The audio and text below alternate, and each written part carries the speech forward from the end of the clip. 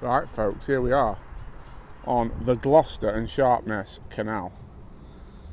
It's the first official practice day of the Sensas Challenge 2024, and I thought we'd do a different kind of practice video on this. It's a bit of a team fishing one. I'm with my team, Brown and Osset. We're all about ready to start. We're on some very good pegs here. This is the famous Hempstead Bend. Normally good bream pegs.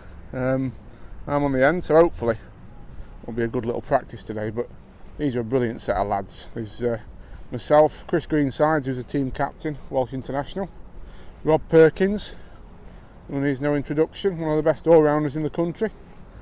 We've got Mickey Bowers, a fantastic angler from Wakefield Way. And the youngest member of the team, the pup, young Dean Jacks, again, England under-25 international, superb angler. So it's going to be a really good couple of days. The format of the event, there's actually 2 official practice days, today and tomorrow, and then a 2-day competition which is decided on section points. So it's 11 peg sections, I believe, and it's the teams with the lowest cumulative score, 1 point for a win, that come out on top. Rob's just getting settled, a bit breezy today, so we'll see what happens.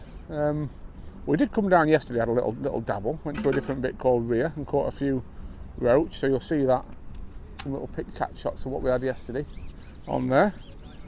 But we're going to get fishing, I'm going to leave the GoPro set up, and then I'll bring you a little update later on how we all get on going into day 2. So key today will be working out some strategies for hopefully catching the bream. That's the plan anyway. So we'll see what happens.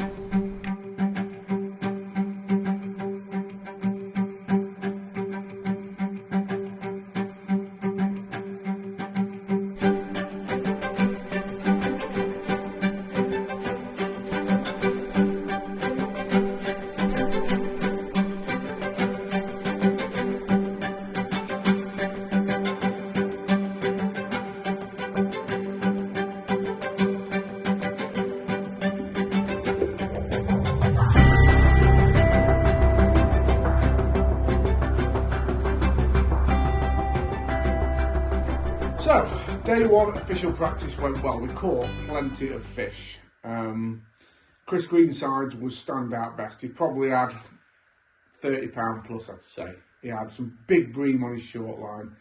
He also caught quite a lot of skimmers on his long line as well. He was the only one really to make both lines work for big fish. And on that Hempstead Bend section, you know, it is pretty much, I'm going to say shit or bust on there. You've got to go for the bream on, especially on the pegs that we're sat on and netherage, because you're fishing for, you know, a big weight to get decent points. It was interesting really. We tried a couple of different approaches. Chris favours quite a sort of positive lean-based attack on that canal, very similar to how I have fished the venue in the past when targeting big fish. So I mix like lake and lean. Chris uses something slightly different, but lake and lean mixed together, more lean than lake, cupping a volume of that in loose to create a big sort of cloud in a big area, and then feeding a little central area with rich feed to really sort of centralise those bigger fish really over where you want to catch them. And that's worked really well for him. He's done a similar thing, long and short, bunches of bloodworm on the hook. As I said, he's had some very good runs. He has fed some chopworm as well on the short line, which did seem to make a bit of a difference, he felt. So that was interesting. I caught some big fish, but only really in about a 30-minute spell. So I fed similar to Chris in that I put lake and lean in. For me, it was the short line that really sort of came to life, and it only did so when I hit it for a second time with another volume of bait with worms in. So again, worms seem to be a little bit of a catalyst for those big fish. Tackle-wise, I was dead heavy, single 5 elastic, threw a long top kit with a number 1 in. Interestingly, Dean Jacks further round, and I want to talk a bit more about Dean in a minute, but Dean was struggling to land the fish on a 5, and we came to the conclusion that in my pole I've got the number 1 section still in, so it does lock up a bit more. But yeah, absolutely fine in terms of the control. I did step up just to try later in the day. I stepped up to the 8 Jura, a Preston 8 Jura Holler, and a couple of fish on that. But to be honest, it wasn't that much quicker than a single 5. And I just think on a single 5, you're definitely not going to bump a skimmer. So I think I was happy with that. I want to just talk about Dean, because he was the other end of the section, so going away from where the fish generally are, the lineup, should I say, not the section. And he's caught, again, some very big breams, probably similar to me or slightly less. He's caught some big bream on the long pole and the short pole. But what's interesting about what Dean's done is he's fed a dark ground bait mix. Again, one that he's confident in. He's fed a little bit less in terms of volume, just 3 balls, and it's something that he's really confident with on that canal. And it seems to have worked for him. You know, he's caught bream. He's also caught probably more small fish than anybody else, smaller roach, and that sort of thing. Again, everyone's had some fish. Michael Bowers has had quite a lot of small fish. Rob has had a big bream, a skimmer, and some small fish. So it's been a decent team lineup and a decent learning day.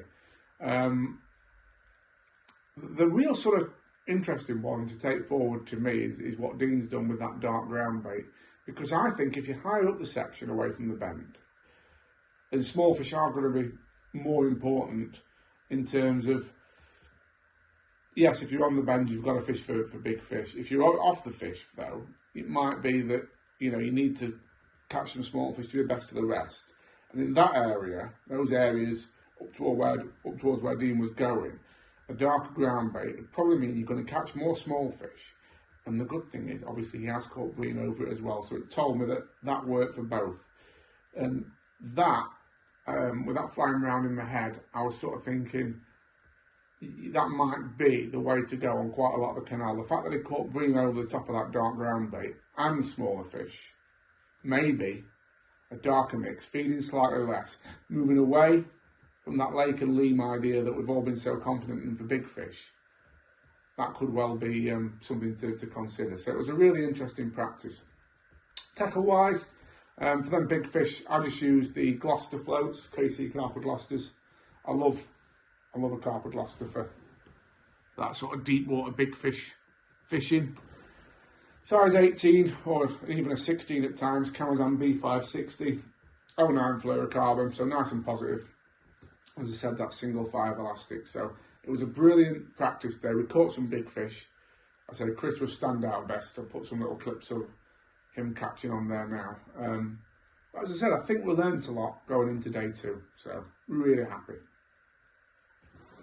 Right folks, it's about to start day 2 and we're at Castle. Bit narrow here. Lovely looking peg though. So hopefully we'll get among some bream.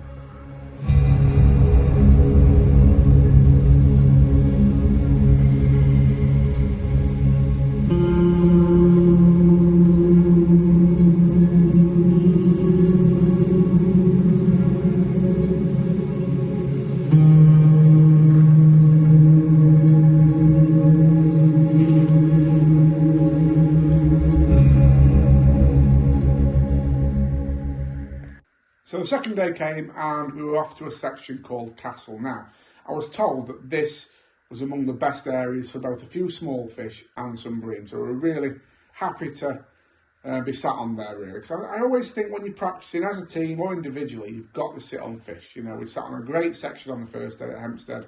On the second day, really happy to be down at Castle. I wanted to try feeding the dark ground bait long. As I said, I've always been a massive advocate of feeding lake and lean on the Gloucesters. I've caught loads of sort of fish on that in the past, but from what I was seeing and hearing on the bankside and what Dean had found the day before, I was moving more towards the idea of putting this darker mix in to give myself a chance of catching more small fish for good points, because I was also feeling I would probably catch a bream if one rocked up over the line fed with that. So short and long, I fed a mix.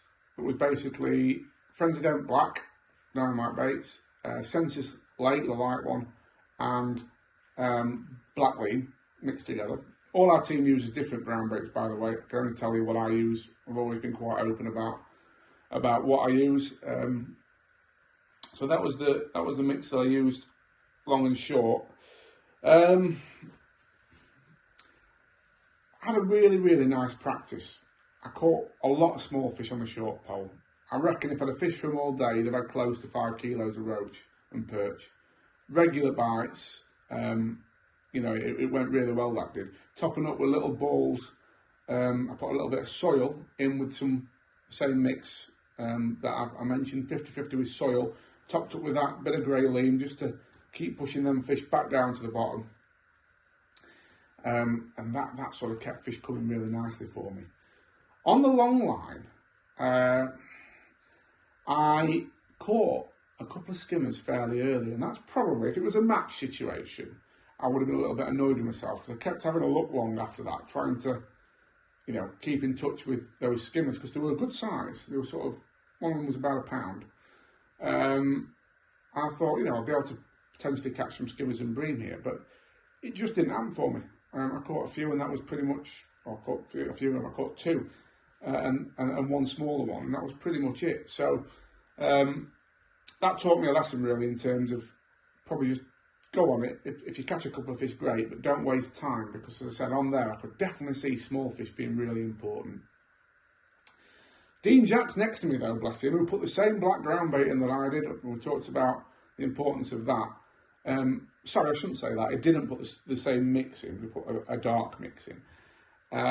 He's caught some bream on the long pole quite well. He's caught 2 or 3. So again, it was proven to me this idea about the dark brown bait being good. And then later on, my old mate Abby Kendall, she sat in my box, and after we finished the practice, she said, "I'm going to catch you a bream," and she did. So I was, even though it was after time, it wouldn't have counted if it was a Sensas challenge. I was happy because it proved that the bream had actually come over that mix. Small fish wise, regular top ups, fishing slightly off bottom seemed right, and just taking your time to put your rig in. Pretty basic old school bloodworm fishing really. Float wise for that, I love these. These are a little handmade pattern that Matt Godfrey and Jordan Holloway gave me these actually, but Matt managed to source quite a lot for himself and Jordan a couple of years ago, and they're the best bloodworm floats I've ever used. Absolutely great. So yeah, caught really well on those, and that was it. It was, you know, 2 good days practice. Now Osset, like many teams, we share all our ideas. We talk a lot about you know, what we've found and what we've learned, but we're not the sort of team to enforce a really strict team plan. That's just not right on the Gloucester anyway, because all the sections are so different. But we all seem fairly happy. So we're going into the event, having caught a few fish, and basically excited to see what day 1 would hold. Well, folks, the draw's done, and here I am. It's day 1, peg number 730 at Slimbridge. Fancy this for some roach with a bit of luck. Not a big weight, I think maybe a kilo to win the section, or that's what it sounds like from what was caught yesterday, so it could be very difficult. But as you can see, I'm about 5 off the MPEG. Andrew Cranston for Dorking, he's on the MPEG up there towards the bridge. Will Raisin caught £12 apparently in practice there yesterday. I've got my good mate Oliver Barnsley, next peg. So we're going to have a laugh if nothing else. Tactics wise, I've changed things up a little bit based on what happened yesterday. Obviously catching well on that darker ground bait with less joker in it and feeding more tightly. That's the approach I'm going down. So I'm actually fishing quite a faffy match today to try and scrape out what I think you'll need to win the section, which will be no more than about a kilo, I don't think. Well, not to win the section, sorry, because obviously Granny could catch a load on that end peg, but for good points you won't need a lot today. So it's quite a faffy approach. I'm fishing a top kit, top 6, a line at 11 metres and a line at 13 metres, all with bloodworm and joker fed quite nice and tightly in that new darker mix. Not feeding much joker at the start, and the plan is to top up just to a bites really, but keep rotating, because it definitely seemed a pattern that you'd catch a few fish then have to rotate. So that's the plan, folks. Wish me luck, and I'll see you at the all out.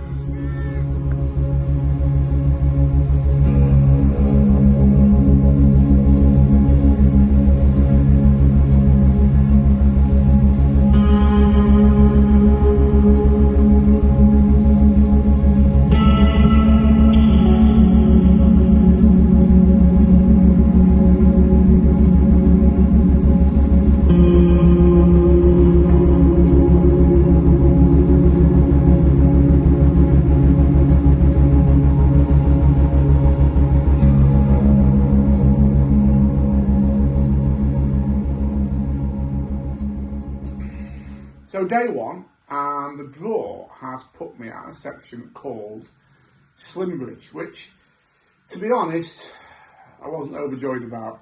Word on the street was it had fished very, very hard the day before. Starlets had been up there, and some of them has only caught sort of one fish. You know, it had been rock hard. But I was told I was probably at the better end of Slimbridge, where there were perhaps a few more bites to be had than the other end. But so was all the rest of my section. It was all on the boat. So much of a muchness. Didn't know what I was going to, but it didn't sound like it was going to be very good.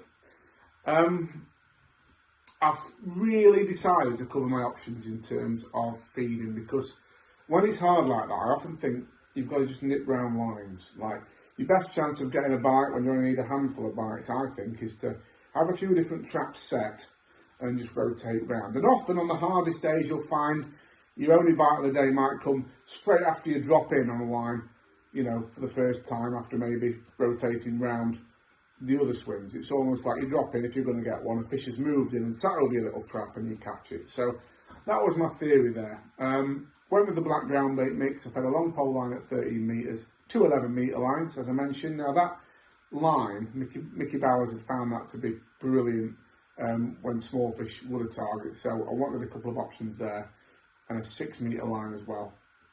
So plenty to go. I also put a line on the top 4 just in case I needed a perch, if it was, you know, if it was the odd perch to catch.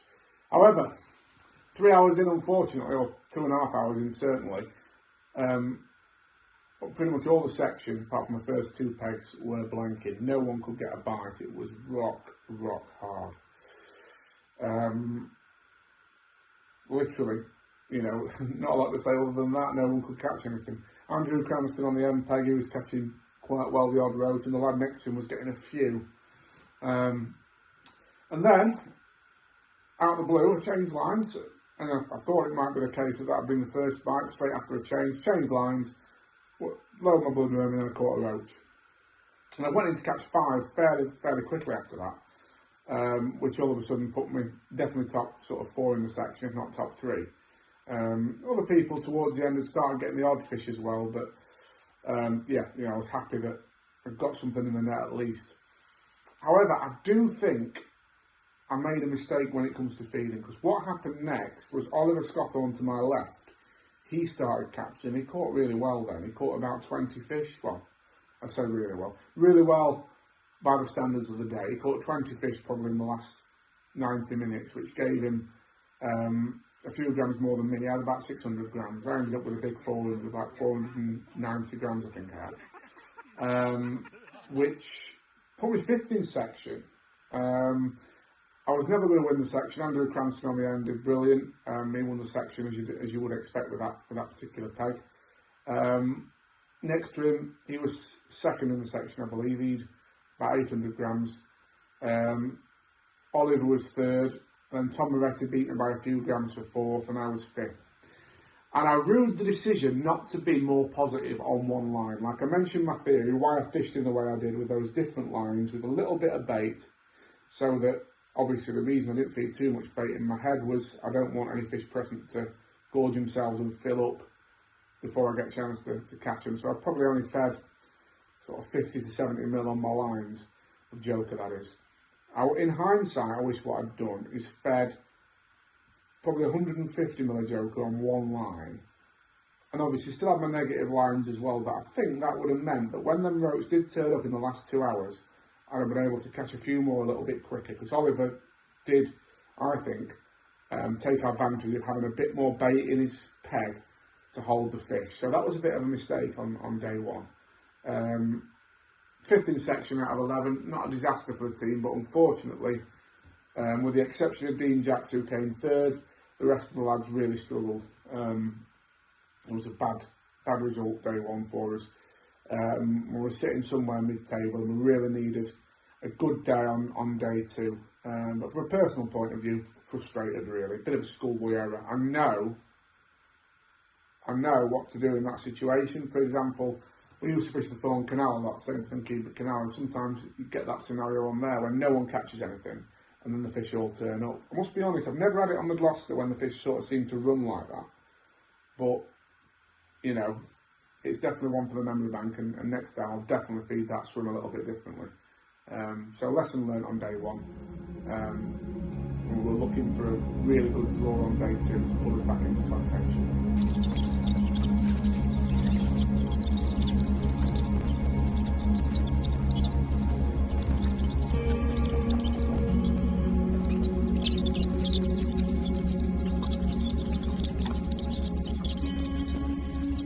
So on to day 2, and a new set of pegs, and a set of pegs that had done quite well on day 1. It was the set that Dorking had actually had, and had 8 points off, so a good draw for the team. My peg, I was on a section called Sims to Ree, which had held a few fish the day before, all the way through, some small fish and the odd better skimmer. Now, Simon Willsmore had been on my peg, and he'd actually won the section. He caught a bonus skimmer and some small fish. So, you know, I was reasonably happy that I got the chance of both big fish and little fish, in essence. But looking at how low the weights were and always are, I mean, Simon had 2 kilos to win the section. Other than that, there have been some tight weights between 1 kilo and 2 kilos for your points, if you will. So even though, you know, I knew there was a chance of a skimmer or 2, I had to keep my head down for small fish to make sure I got my points, because at the end of the day, you know, that's what it's about. You can't just risk it because the guy on your peg caught a big fish the day before. So the same approach really. You know, this dark ground bait, 2 11-metre lines, 6-metre line and a 13-metre line. And I felt, of all the places I've sat on the Gloucester, this particular section suited that approach the best. I was really happy with how my match went. Now, it's slightly misleading in that if you look on the weigh sheet, it says C1, so it looks like it's an end peg. It's not an end peg. You're in the middle of a line of anglers because one section ends and your section starts. I had a nice-ish start, actually, on the short line. I caught quite a few dumpy little perch on bloodworm, so that was a nice start. And then out to 11 metres, and I could nick the very odd sort of quality roach. It was definitely a case of catching one moving. And that included the 13-metre line as well. I even caught, you know, I caught a nice sort of probably 6-ounce roach on that and 2 or 3 others through the day. But it was interesting. It was almost like classic hard canal fishing, and I had to really rotate. You catch 1 or 2 fish off a line before you had to move. Now, frustratingly, I did bump a fish on my right-hand 11-metre line, which I think was a slightly bigger skimmer. It was a nice bite. I struck. I had plenty of elastic come out and it just came off. And I came back and I got about 1 inch of slime above the hook. So I was a little bit disappointed with that. Don't know what else to say about it. Just really frustrating. I don't think I actually replumbed straight away after to see if anything, you know, was awry with depth. I got a depth marker in, but I couldn't see as the levels had changed at that point, and I wasn't sure why I lost it. So yeah, I think it's just one to put down to experience, but that proved very costly. Had a great match, as I said. I caught these small fish rotating round, and I actually ended up joint third in section with, I think, 1 kilo 800 or 1 kilo 900. A really nice, busy day's fishing. Again, I needed sort of a low 2 kilos. Jack won the section. Jack Jones, he won the section with 2 kilos. He had some better skimmers in his mix. But as you can see from the board, the fish were broadly up the other end of the section anyway. So I think from where I was happy with my performance on that match. Other than, as I said, that lost skimmer, which definitely proved costly. But again, you can't beat yourself too much about that. I'm really confident in the kit I use on that kind of fishing. It's won me a lot of money in the past, so what do you say? You know, you just got to put that one down to experience, I think. So yeah, joint third. Team-wise, Michael Bauer had a better day. He won his section. Unfortunately, the rest of the lads found things tough again. So yeah, not our best year as a team. Definitely a lot learnt though. You know, we all came away saying we'd learnt a lot and look forward to going back down. For me personally, frustrated because I sort of pride myself in doing quite well in the Sensas challenge, and like the past 2 times I've fished it, I've had 4 points individually, which has just missed out on the individual frame both times. This time, 8.5 points. Now, not a bad score, but as I said, let's be honest, let's be analytical. First day should have been second or third. Second day, yeah, that lost skimmer. I think definitely 5.5, 4.5 points maybe would have been possible from my, or even 4 points would have been possible from my draws. So, yeah, great weekend, great learning experience. Looking forward to having another go. Definitely didn't get it quite right this year. But listen, lot learned. That dark ground bait was good. I was happy with that. I'll probably be bearing that in mind as an alternative approach next time we go and practice. And it'll probably depend on what fish are feeding. You know, if there's more skimmers, more little skimmers, for example, in the length, or if conditions are different, I think that lake and lean could well be the way to go. But every year is different. So, yeah, that dark ground bait's a definite string to the bow in future.